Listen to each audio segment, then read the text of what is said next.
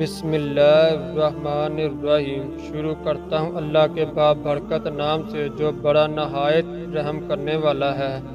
میں آپ کو ملکہ بلقیس کے ایمان لانے کا واقعہ سناتا ہوں۔ یہ ملکہ بلقیس کون تھی؟ ایک دن حضرت سلیمان علیہ السلام نے اپنا دربار لگایا ہوا تھا کہ تمام درباری حاضر تھے اور لشکر پر نگاہ ڈالی تو وہ تمام اپنی اپنی جگہوں پر ڈیوٹی دے رہے تھے، لیکن پرندوں میں ہڈ کو غیر حاضر پایا۔ آپ علیہ السلام جیسے عظیم و شان بادشاہ کے دربار میں نظم و ضبط کے خلاف ورزی تو کوئی نہیں کر سکتا تھا کہ جس کا دل چاہے کہیں بھی چلا جائے، اور جب منہ اٹھایا جائے آپ علیہ السلام نے پوچھا کہ ہڈ نظر نہیں آ رہا، کہاں لاپتہ ہو گیا ہے؟ اگر اس نے اپنی غیر حاضری کی مقول کی وجہ سے نہ بتائی تو میں اسے سخت سزا دوں گا یا ذبح ہی کر ڈالوں گا۔ تھوڑی ہی دیر گزری تھی کہ ہڈ حاضر ہو گیا۔ دوسرے پرندوں نے ہڈ کو بتایا کہ حضرت سلیمان علیہ السلام تمہاری غیر حاضری پر ناراض ہو رہے تھے۔ حضرت سلیمان علیہ السلام نے ہڈ سے پوچھا تو کہاں غائب تھا؟ ہڈ نے عرض کی یا نبی اللہ، میری تاخیر اس وجہ سے ہوئی کہ میں ملک سبا چلا گیا تھا اور وہاں میں نے دیکھا کہ ایک بہت بڑی سلطنت ہے اور اس پر ایک ملکہ حکومت کرتی ہے جیسے ملکہ بلقیس کہتے ہیں۔ اس کے پاس دنیا بھر کی دولت ہے اور اس کا تخت بہت بڑا ہے اور وہ تخت سونے اور چاندی سے بنایا گیا ہے۔ اس میں طرح طرح کے ہیرے اور جواہرات جڑے ہیں۔ اس تخت کے پائے یا قوت اور زمرد کے بنے ہوئے ہیں اور یہ تخت 7 کمروں میں بند ہے، ایک کمرہ دوسرے کمرے میں، دوسرا کمرہ تیسرے کمرے میں، اس طرح 7 کمرے ہیں، اور وہ تخت تیار بھی اسی کمرے میں کیا گیا ہے اور اس تخت کو وہاں سے کوئی نکال نہیں سکتا۔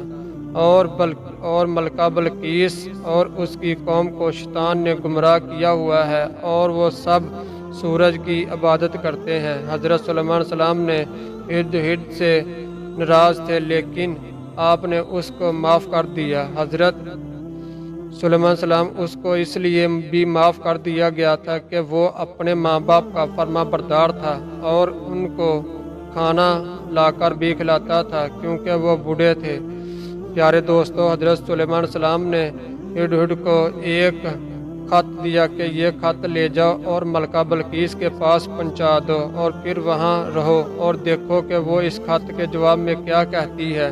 ہڈ نے حضرت سلیمان علیہ السلام کا خط لیا اور ملکہ بلقیس کی طرف روانہ ہو گیا۔ ملکہ بلقیس اس وقت دربار سجائے بیٹھی تھی۔ ہڈ نے اس کے سروں پر پہنچ کر پھڑپھڑانا شروع کر دیا۔ جب بلقیس نے ہڈ کی طرف اوپر دیکھا تو ہڈ نے وہ خط ملکہ بلقیس کی گود میں ڈال دیا۔ ملکہ بلقیس بڑی حیران ہوئی۔ خیر، اس نے خط کو کھول کر پڑھنا شروع کر دیا۔ خط پڑھ کر اس نے تمام مشیروں اور وزیروں کو جمع کر لیا اور ان سے کہا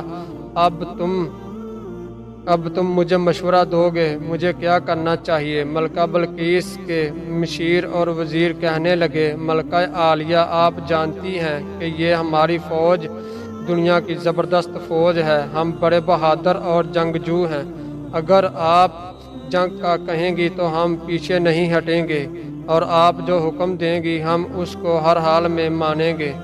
ملکہ بہت عقل مند تھی اور اس نے خط پڑھ کر اندازہ لگا لیا تھا کہ یہ کسی معمولی آدمی کا خط ہرگز نہیں ہو سکتا۔ اس نے اپنے مشیروں اور وزیروں سے کہا کہ بادشاہ جب کسی شہر میں داخل ہوتے ہیں تو اس کو ویران کر دیتے ہیں اور عزت دار لوگوں کو ذلیل کر دیتے ہیں۔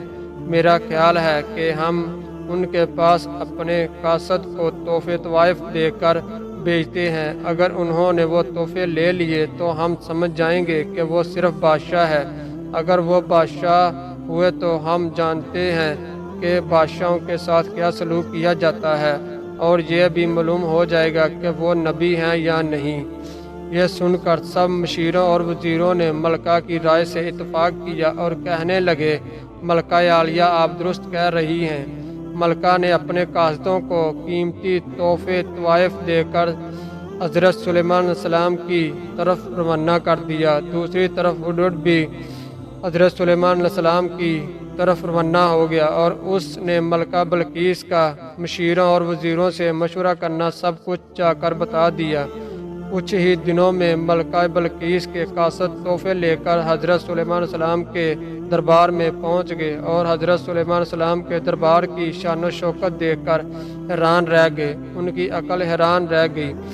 پیارے دوستو، قاصدوں نے تحفے حضرت سلیمان علیہ السلام کی خدمت میں پیش کیے، لیکن آپ نے ان پر ایک نظر تک نہیں ڈالی اور قاصدوں سے کہا، کیا تم ان تحفوں کو میرے پاس لا کر اترا رہے ہو؟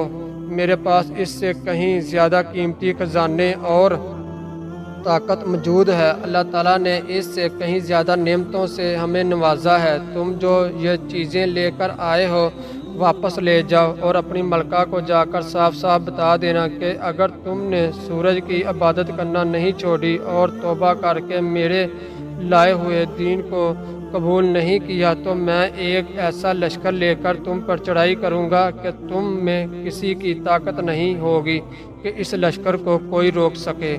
پھر ہم تمہیں ذلیل و رسوا کر کے تمہارے ہی شہر سے نکال دیں گے۔ جب حضرت سلیمان علیہ السلام نے ملکہ بلقیس کے تحفے قبول کرنے سے انکار کر دیا تو وہ قاصد تمام تحفے لے کر واپس چلے گئے اور سارا ماجرا جا کر ملکہ کو سنا دیا۔ ملکہ سمجھ گئی کہ آپ صرف بادشاہ نہیں ہیں بلکہ اللہ تعالیٰ کے نبی بھی ہیں اور اس کا مقابلہ کرنے کی کسی میں ہمت نہیں، لیکن ایمان لانے سے پہلے وہ یہ دیکھنا چاہتی تھی کہ آپ کی شخصیت کس طرح کی ہے۔ ملکہ بلقیس پوری شان و شوکت کے ساتھ حضرت سلیمان علیہ السلام کے پاس جانے کے لیے روانہ ہو گئی۔ جب وہ حضرت سلیمان علیہ السلام کے شہر کے قریب پہنچ گئی تو آپ نے اس کو اپنی طاقت دکھانا چاہی تاکہ اسے معلوم ہو جائے کہ اللہ تعالیٰ کے نبی کا اختیار کیسا ہوتا ہے۔ آپ نے اپنے درباریوں سے پوچھا کہ تم میں سے کوئی شخص ایسا ہے جو ملکہ بلقیس کا تخت اس کے یہاں پہنچنے سے پہلے پہنچا دے۔ ایک دیو کھڑا ہوا جس کا نام آفرید تھا۔ اس نے ہاتھ باندھ کر عرض کی کہ اگر آپ اس خادم کو حکم دیں تو آپ کے دربار کا وقت ختم ہونے سے پہلے میں اسے تخت کو یہاں لے آؤں گا، اگرچہ وہ بڑا بھاری ہے اور یہاں سے 1500 میل دور بھی ہے، لیکن آپ نے اس کو پسند نہ کیا کہ آپ کا کوئی درباری اس معمولی سے کام میں اتنی زیادہ وقت لگائے۔ پھر حضرت سلیمان علیہ السلام نے کہا، نہیں، یہ تو بہت دیر ہو جائے گی، اس سے جلد اور کون لا سکتا ہے؟ تو حضرت سلیمان علیہ السلام کی امت کے ایک ولی آصف بن قیاں کھڑے ہوئے اور عرض کرنے لگے، میں پلک جھپکانے سے پہلے وہ تخت آپ کے پاس لے آؤں گا۔ پھر ایسا ہی ہوا اور حضرت سلیمان علیہ السلام کے پلک جھپکنے سے پہلے ملکہ بلقیس کا وہ عظیم و شان تخت جو 1500 میل کے فاصلے پر 7 کمروں میں بند تھا، حضرت سلیمان علیہ السلام کے سامنے موجود تھا۔ پھر آپ نے درباریوں سے کہا کہ اس تخت میں کچھ تبدیلیاں کر دو تاکہ دیکھے کہ وہ اپنے تخت کو پہچانتی بھی ہے یا نہیں۔ جب ملکہ بلقیس دربار میں آئی تو حیران رہ گئی کہ اس کا تخت یہاں کیسے پہنچ گیا اور سوچنے لگی کہ یہ تو میرے تخت جیسا ہے، بلکہ میرا ہی ہے، لیکن یہ یہاں کیسے آیا؟ ابھی وہ یہ سوچ ہی رہی تھی کہ حضرت سلیمان علیہ السلام نے اس سے پوچھا کہ کیا تمہارا تخت بھی ایسا ہی ہے؟ چند لمحوں کے لیے وہ تو پریشان ہوگی، کہنے لگی، دیکھنے سے تو لگتا ہے یہ وہی تخت ہے۔ حضرت سلیمان علیہ السلام نے فرمایا، ہاں، یہ تمہارا ہی تخت ہے۔ بلقیس نے کہا، ہم تو پہلے ہی یہ جان چکے ہیں کہ آپ کو اللہ تعالیٰ نے اپنی بڑی نعمتوں سے نوازا ہے اور ہم تو پہلے ہی مسلمان ہو کر آپ کی خدمت میں حاضر ہوئے ہیں۔ حضرت سلیمان علیہ السلام نے شیشے کا ایک محل تیار کروایا ہوا تھا اور اس کا فرش بھی شیشے کا تھا اور نیچے یوں معلوم ہوتا تھا کہ جیسے پانی بہہ رہا ہو۔ ملکہ بلقیس جب اپنے آپ سے ملنے آئی تو آپ اس محل میں تشریف فرمائے تھے۔ بلقیس نے جب فرش کی طرف دیکھا تو اسے ایسا لگا کہ جیسے نیچے پانی کی لہریں ہیں۔ اس نے اپنے پونچے اوپر کر لیے تاکہ کپڑے نہ بھیگ جائیں۔ اس سے یہ اندازہ ہی نہ ہو سکا کہ یہ فرش بلورین فرش ہے۔ اب جب اس نے پاؤں آگے رکھے تو اس کو اندازہ ہوا یہ شیشے کا فرش ہے، اور یہاں پانی تو دور کی بات نمی بھی موجود نہیں ہے۔ ایسا بتایا گیا کہ یہ تو صرف شیشے کی عمارت ہے۔ اب اس نے جب یہ منظر دیکھا تو اس کی آنکھیں کھل گئی اور وہ سمجھ گئی کہ یہ کاریگری تو انسانی طاقت کی ہو ہی نہیں سکتی۔ کہنے لگی، اے میرے رب، میں آج تک ظلم ڈھاتی رہی اپنی جان پر، اور اب میں ایمان لاتی ہوں سلیمان علیہ السلام کے ساتھ اللہ پر جو سارے جہانوں کا پروردگار ہے۔ جب اس کے مشیروں اور وزیروں نے دیکھا کہ ان کی ملکہ نے اسلام قبول کر لیا ہے تو وہ سب بھی مسلمان ہو گئے، اور پوری قوم سبا حضرت سلیمان علیہ السلام پر ایمان لے آئی۔